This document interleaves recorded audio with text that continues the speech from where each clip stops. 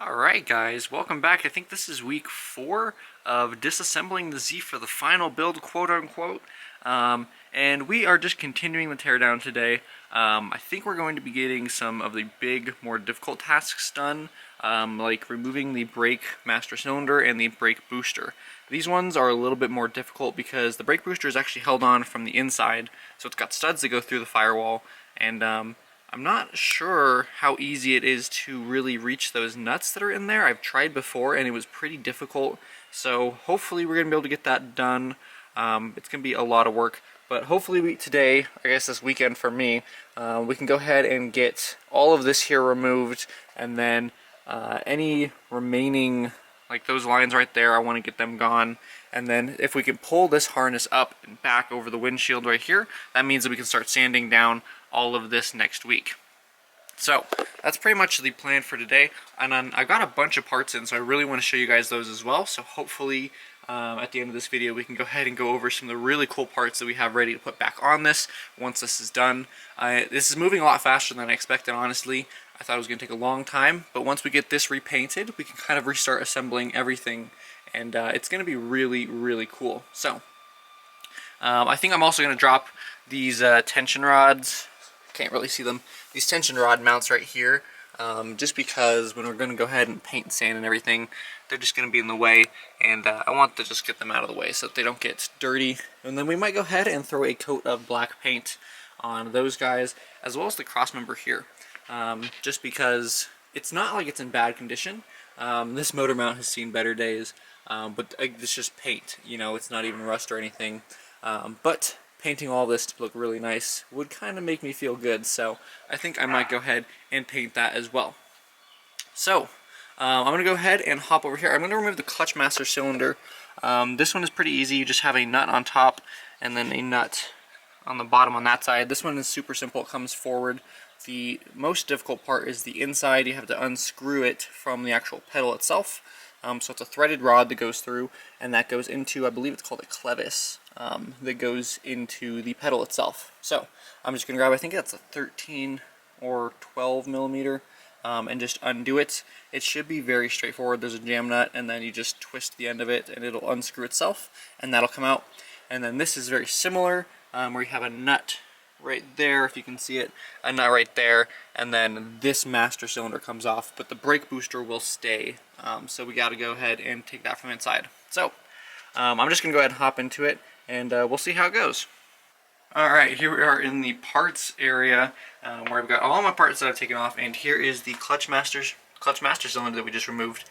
And this is what the end looks like. It is just a threaded rod with a nut. This is a jam nut so that it can't possibly undo itself.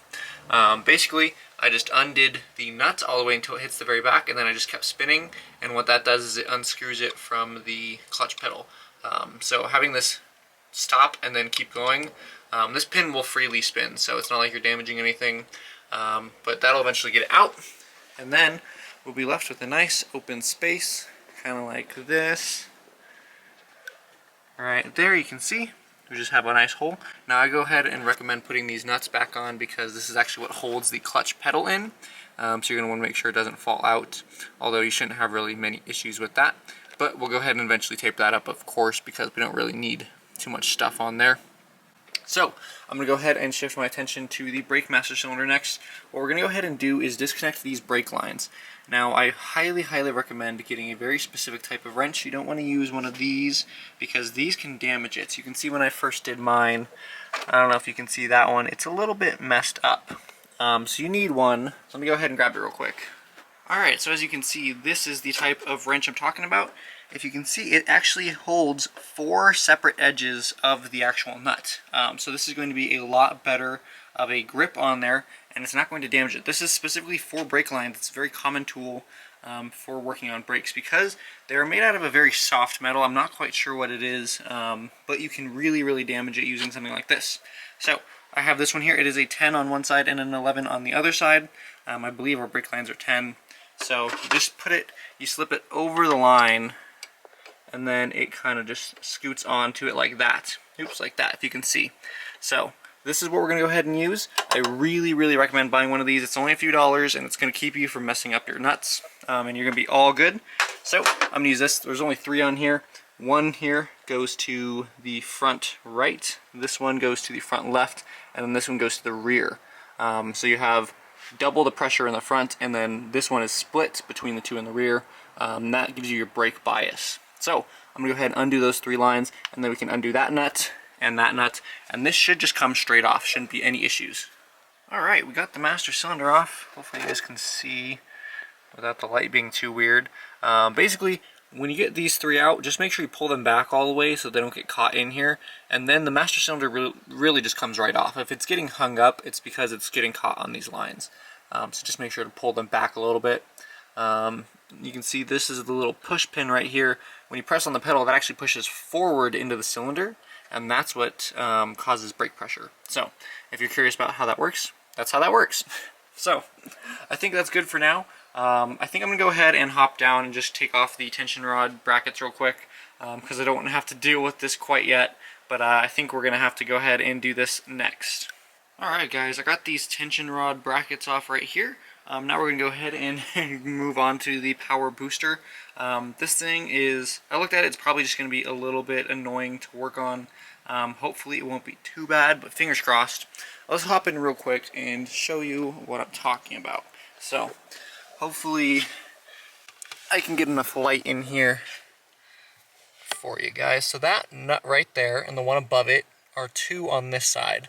And then if you can see, the rod there actually connects to the brake pedal. And then there's 2 more on this side, but they're behind the steering column. So I think what I'm going to do is remove this big vent right here. That should give us a little bit more space to kind of get up and around over that way. And then hopefully you guys can see right there in the middle of the screen, out of focus of course, is actually the pin that connects that rod to the brake pedal. We're going to go ahead and just pull that little clip off the end and push the pin out. So that the thought is, let me go ahead and get out of here. The thought is that that pin is going to come out with the booster. Theoretically, we could go ahead and leave it and the booster would come out without it. But I don't want that to be the thing that's kind of holding us up and giving us issues.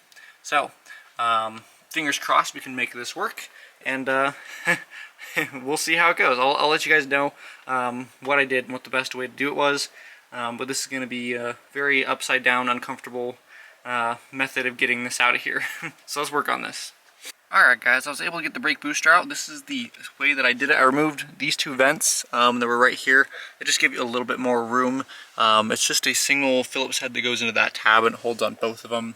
And then I used this. This is a 1/4 inch socket, 1/4 inch U-joint, and then a 1/4 inch extension, and then that goes into a 3/8. And basically you just want to be able to get around stuff without having too much to hit. And that's why I used these smaller stuff. These aren't tightened down very hard anyways, so it's not too big of an issue. Tight bolts you can't use this small of hardware with, but it worked out just fine. That got all of them off after a little bit of work. Probably took me 5 minutes to get them all. The 2 on the side were obviously very easy, and then the other 2, a little bit more difficult, but not too bad. I got this pin out. I used this pick to pull off this clip.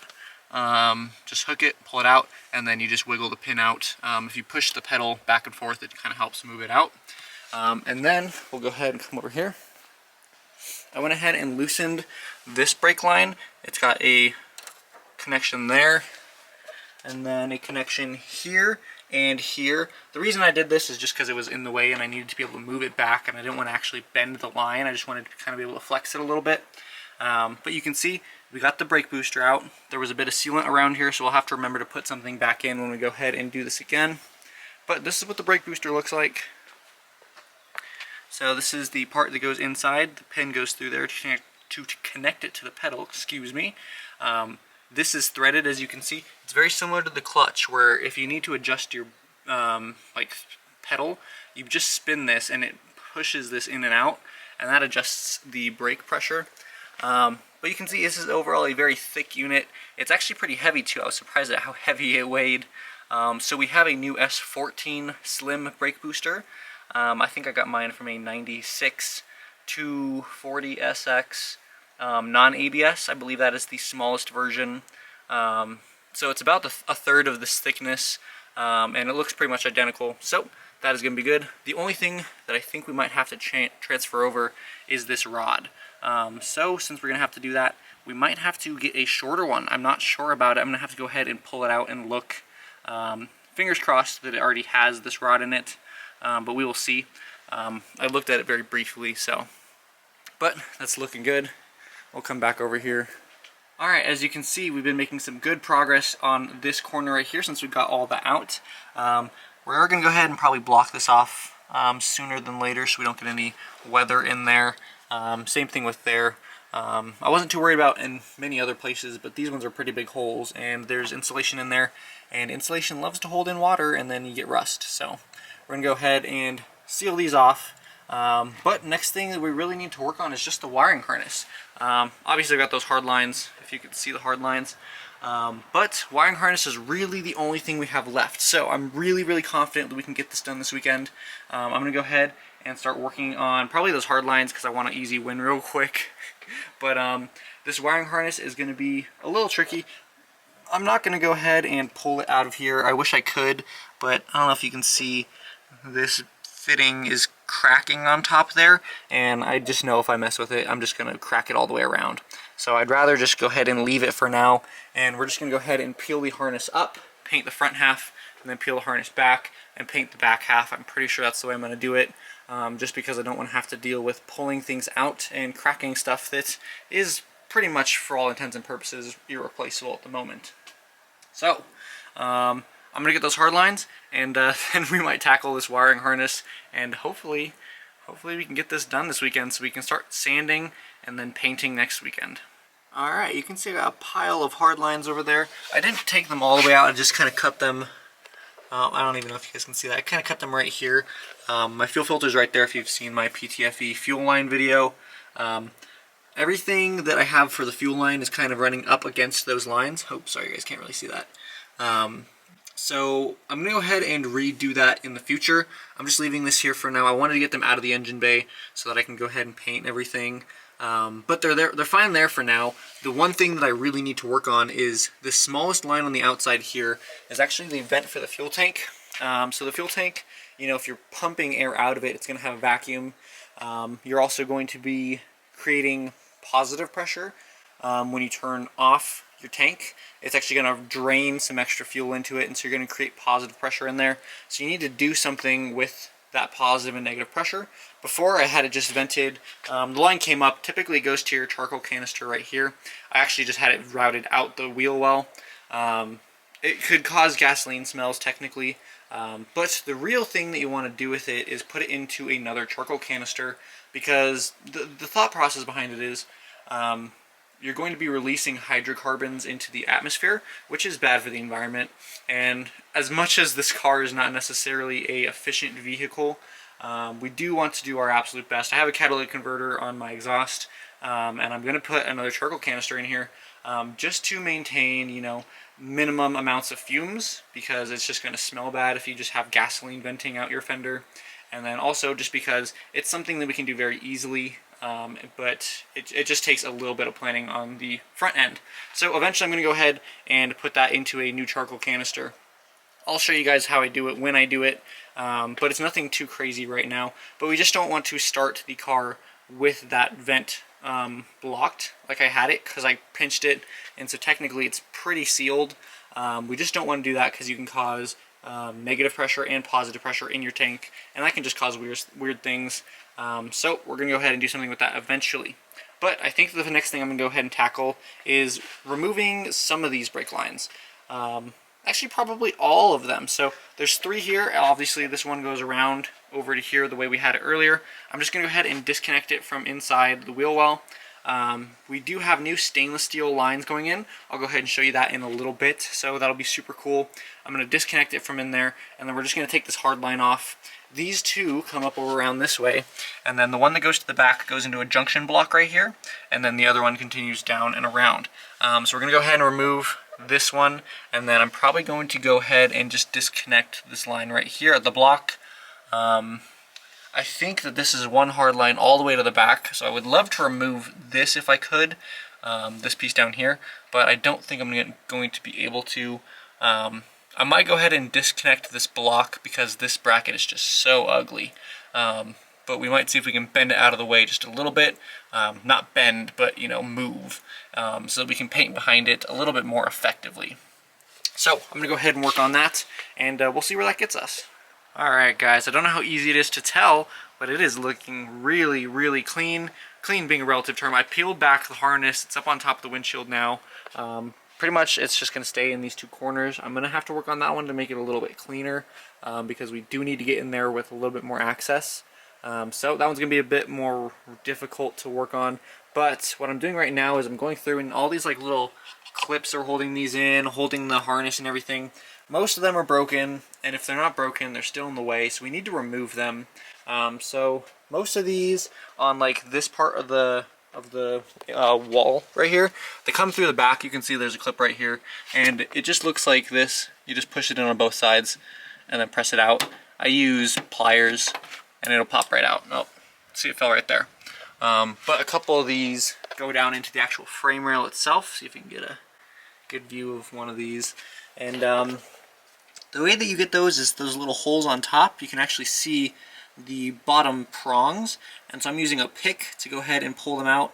If you really didn't care too much, you could probably just use like a pry tool and just break it, but then the piece would fall into the frame rail, which, if you take off this front cap here, technically you could go ahead and get in there, and I guess there's a couple holes in there, but I'm trying to go ahead and just pull them out whole. I'm not going to use them again. I'm going to see if I can find a good replacement. If I can't, I'll just go ahead and do something, maybe 3D print a little piece and then use a regular zip tie. We'll see. But we'll see how that goes. Once I get all this done, I'm going to go ahead and get the shop vac, and I'm going to go ahead and vacuum. You can see there's just so much dirt right there. It doesn't even make sense how it all accumulated. But I'm going to go ahead and vacuum up all of the dirt, and then I'm going to go ahead and power wash this down. And that's just going to be the first step of getting this really, really clean so that we can go ahead and paint it. So I'm going to power wash it, I'm going to scrub it really, really well, and then we're going to sand, and then we're going to paint. That's probably going to be next week, but we can go ahead and start doing a lot of this work this week, because it is going to be a lot of sanding. It is not going to be easy. Chunks of seam sealer like this are going to be really annoying, but I think I'm going to go ahead and order, I think I have an electric sander. I'm going to double check on that. But I think I'm going to order maybe one of those small round rotating ones that you put on the end of like a drill or something, just to make it a little bit easier to get into the corners, because I think the electric sander I have is just a flat planer sander, and it's really not going to be useful for a lot of this. So we'll see how that goes, and I'm going to go ahead and clean all this up. Alright guys, I am standing in the engine bay, and it is looking really, really good. You can see you got everything out of these frame rails, all the little clips and everything. Right here on this side, and right here on this side, if you can see right there, there's actually, this is where the subframe mounts to. So you have these really big plates with studs that go all the way through. This is a reinforced section. You can see there's actually a wall in here, a tube that goes all the way down to the bottom. So this is where the subframe bolts are actually going. I went ahead and took them off. We can go ahead and clean them up, paint them when we do everything. They're going to look really nice. We'll repaint these plates so that they look really nice. So I'm really glad that that turned out really nicely. I think we're pretty much there. I haven't washed it, but I think I'm going to go ahead and leave that till next week. I think I'm going to go ahead and wash and sand, hopefully in one day, and then prime the next day, and then paint the next day if possible. I don't know if that's going to be a good timeline. I think I'll have to check on the painting. I think you're actually supposed to do everything all at once, with just a little bit of time in between. So maybe I'll wash and try to sand a little bit one day, and then finish sanding and start sealing the next day. Because if you notice, places like down here in this corner, there was seam sealer, and it is just all gone. So now there's just actually just a crack there. All this up here, it's all cracked. You can see right there, it's all cracked. So we're gonna take a wire wheel, go ahead and go over all of these places here, and then we're going to put new seam sealer in here. I have some 3M stuff. It's supposed to be really good, low shrinkage, so we should be able to paint over it and it won't give us any issues in the future. So if everything is looking really good, I'm going to go ahead and close these holes up because I'm pretty much done for today. But let's go ahead and look at some of the cool parts that we have that are going on this car. Alright guys, the first box we have here is a mask, some filters, These are for painting.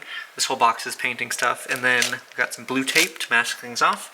And then this is a really large piece of painter's plastic sheeting. It's 9 feet by 400 feet, so I think we'll have enough. We're going to use this to kind of make a little enclosure and to keep paint off of the rest of the car. So hopefully all this is really, really good, goes well. And let's look at some more stuff. Alright guys, in this box here we've got painting supplies again, but these ones are color. So these three are color right here, and then below it we have 2 primer and then 2 clear coat. Those are 1K clears. I think they'll look just fine for the engine bay. And then there's also some sandpaper, and I got sand block with it.